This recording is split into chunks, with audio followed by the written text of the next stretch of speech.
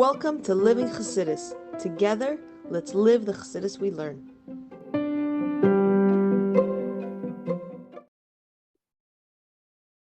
Good morning, everybody, and welcome to Chassidus in the morning. Good morning, and good Yom Tov, I should say, everybody, and welcome to Chassidus in the morning. 15 minutes to change our lives.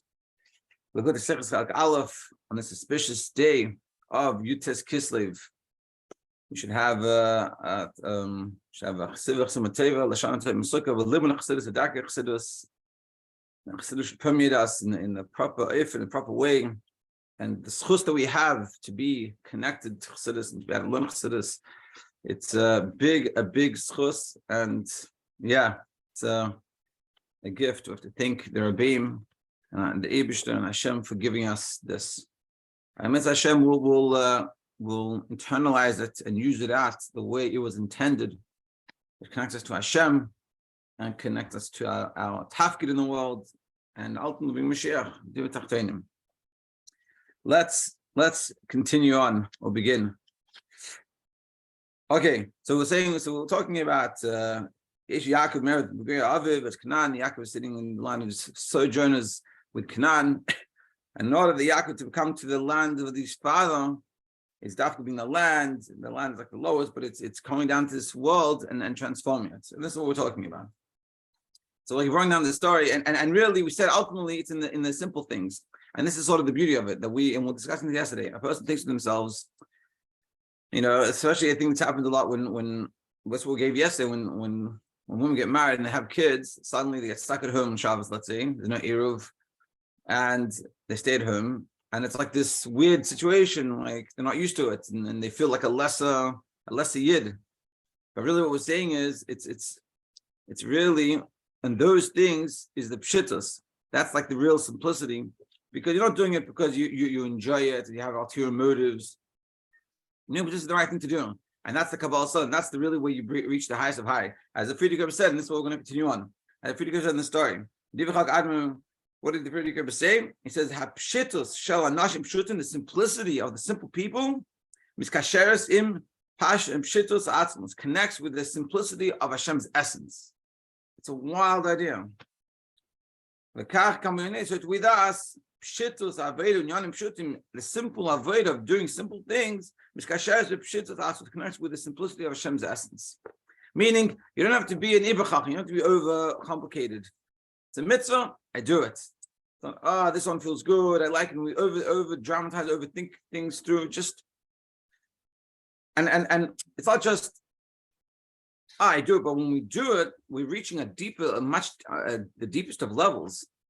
And I think it's like an important lesson that, like, a lot of times in life, I remember like we had this discussion once, Rosh Hashanah, like it was last year, that Michal brought about taking achlatas for Rosh Hashanah. They should be realistic, doable achlatas. And so a lot of people complain, like, what do you mean? Like achlata, I need to change the world. So it's nice, and it's nice to change the world, but practically that's not going to happen. So you take an achlata, and I can tell you from my personal experience of many years of failing at achlatas, especially in yeshiva, you take these big achlatas, but what actually sticks is the small one that's actually doable, that you've calculated. Practically, I can do it. And if we would make achlatas a little bit more of that type, we would be able to get a lot further. But it's so simple, such a small thing. It's like Rosh Hashanah, we should be achlata. But what we're learning here, the Friedrich is teaching us, is the simplicity of the simple people, meaning the simplest of things can tap into the most profound levels. Doing a simple idea of just giving 5 cents to tzedakah. What am I doing? Just give 5 cents. That's where it's all at. That's what brings out this milah very much. And this is what we're saying. And this is the milah, this is the advantage of Kabbalah Soul. Should be glala nikov nisol b'shem tzivus havaya. And that's why we're called tzivus Hashem, because of Kabbalah Soul. Kinyani shel chayil, what's the idea of a chayil, a soldier? Kabbalah Soul, what's a soldier? A soldier, no one asks your opinion. I have a good friend of mine, that he was in the army. He was actually in a war. He went to Lebanon. And we had a long bringing about it. And I asked him, how was it? Like, what was all experiences? And one of the things he told me, he said, You can't be a chacham. When you go, he goes, you just follow. You don't understand what you're achieving and what you're doing. They tell you go and take over this house, and you go. Why? Who? What? Doesn't make. I have no clue what's because I'm assuming someone above does, and this was, to be a little bit honest, that this war wasn't a very successful war for the Israeli army. There was a lot of issues and a lot of issues. My friend was there, and he had a lot of issues. But B'cholos, he said to be a good soldier, you can't ask why. They tell you, and you do it. Take this house, take this house, that house. And this is what we're saying. This is Kabbalah Sol.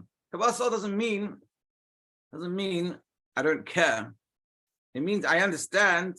I'm given over, given to the task, to the job. And the job is, now what do you need from me? What does Hashem need from me? Not what do I feel? And he had friends that refused orders, and they went to jail for it. And he said he can't work that way. It doesn't work. When you go to war, you can't have someone say, no, why? I want to understand why. It doesn't work that way. And this is what we're learning in Kabbalah Sol is not that I don't want to do it. This is, we think to ourselves, Kabbalah Sol means I don't want to do it, and I do it anyway. That's not really Kabbalah Sol. Kabbalah Sol is I understand that I am needed for this. And that's why I do it. What I think about it is I don't put that into the cheshbon. I don't think about it so much. I'm thinking more about what am I needed for? Like the soldier in the army, the soldier doesn't think to himself, do I want it or not? What do you need me to do? And I go do it. And that's Kabbalah Sol. Because, and why is it such a milon? Because if it comes, and this is what we were saying before, if it comes from your seichel, or you think what I understand, what makes sense for me, what's more enjoyable for me, so then it doesn't work. A team, if everyone in the team does whatever they want, it doesn't work. The team has to be as a team. They do everything together. And this is what we're saying.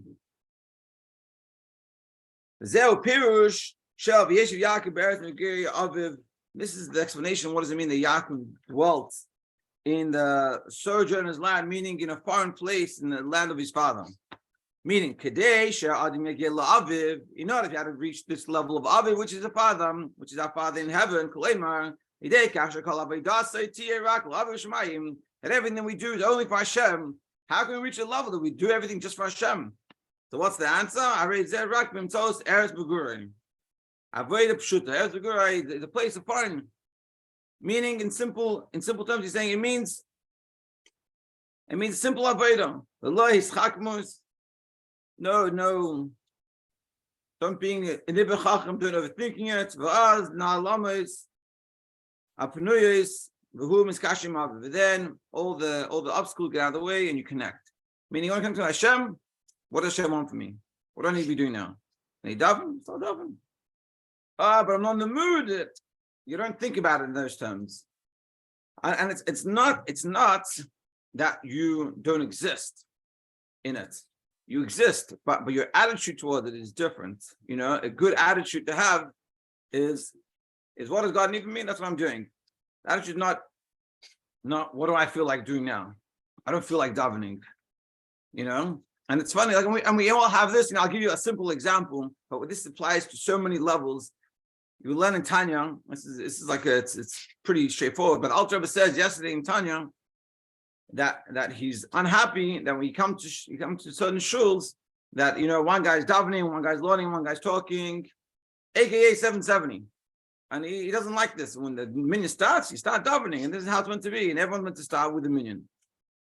And and people have this like a shtus in the head, especially for guys on Shabbos, they want to be chassidish, so they start davening late for some reason, and they think this is davening b'avodah.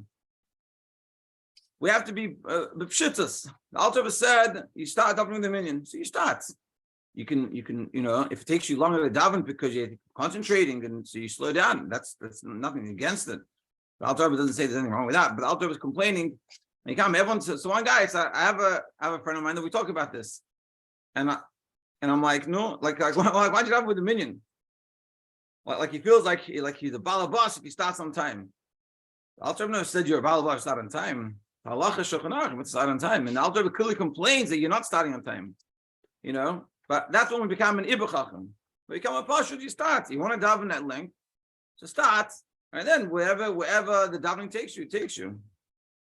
But this applies to a lot of things. We have to be simple. What do I need to be doing now? But I'm not in the mood. I don't feel it. Don't worry about it.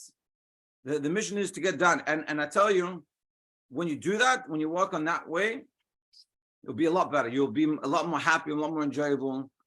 Now, of course, you have to also enjoy it. And you have to connect with it. And you have to.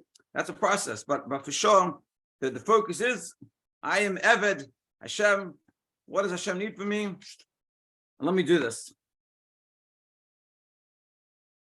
Yeah, the Zohar Hiram Yaakov. And this is the lesson that we learn from Yaakov.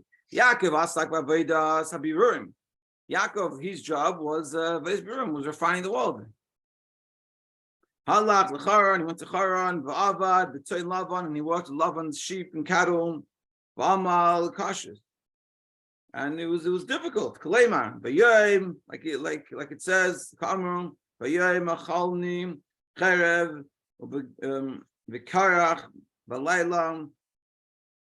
You know, our belly had what to eat, and at night, also v'terid mishnas menai, and I didn't have a chance to sleep. Yaakov was working hard, very hard. And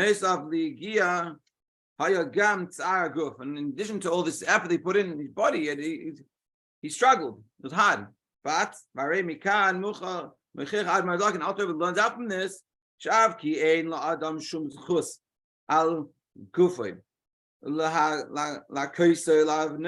even though we know that Chassidus, one of the things that Alter Mechadish, the Chassidus, and the Baal Shem Tov really can't destroy your body. Back in the day, they would have sigufim, and they thought it was holy to destroy your body and roll around in the snow in the winter, and really self-mortification and become a parish. But the Alter Rebbe and Tanya and Chassidus said you can't do this. So even though you can't do this, mishum she'ein aguf v'chushay shel adam, because my body is not mine, it's Hashem's. I have to take care of my body. Hare letzerech, but for needs, claim a bishul kesef, need for money, so you can have food, whatever, money. Masham misham oisei, ruchnius here, or you need it for spiritual things. Avodah v'urim, which is avodah v'urim, then it's mutter. Meaning you could say, the Yaakov, what are you working so hard for? It's not healthy. You're destroying your body. So for v'urim, you're allowed to do this. But I think it's also not a nice idea, the way we look at ourselves and our body, what the Rebbe is showing us, and what Torah teaches us, that our body is not our own. I can do whatever I want. You know, people will do things. I don't have that control of my body. Yeah, my body is being returned. You know, it's on lease and I return it. You know, when you lease a car and you return it, you can't. So when you lease a car, you say, oh, whatever, I don't care, I'll give it back. But when we're being leased out of the body, we have to come. We have to meet Hashem. And Hashem say, what's all these done? What happened to him? So Mitzvah Hashem, we should have this, and we should work this way and realize, hey, my body have to take care of it. And that's what we're saying. Yeah. Even though Yaakov could have said, Lama why do I have to go to Charan? Why do I have to deal with all this? It's true. Yaakov Esav. It's true, Yaakov left. Why did he go? Because Esav was after him. Esav wasn't very happy with him. But why not send the Esav out of Vayeishev and go to Charan? And Yaakov stay in Vayeishev. The base Midrash Shem Ever in the base Medrash Shem Ever. Yaakov, why? You can ask yourself, and this is sort of the question of our lives. This is the question we can all ask ourselves. Why is it? And we'll stop here with this question. Why is it that Yaakov has to leave and go to Charan? Yeah, let Yaakov stay in yeshiva. Why do I have to go out and leave seminary and leave school and then go into this world and have to figure out how to get a parnasa, and have to figure out how to get an apartment, have to figure out a shidduchim, have to figure out getting married, and then when you get married, it just keeps on going. More things to worry about and to think about and to deal with. Why? Why does Yaakov have this and why do we have this? What's the point? Make life easier. Yaakov was in a good place. He wasn't wasting his time in yeshiva. He was learning, especially if I was in seminary and I was learning and I was having a good time and I was doing the right things. Why do I have to leave that and suddenly have to deal with life and life struggles and all these things? And tomorrow, Mitzvah Hashem, hope we'll be up and we'll answer the question. Thank you very much for joining and have a great day. Good job to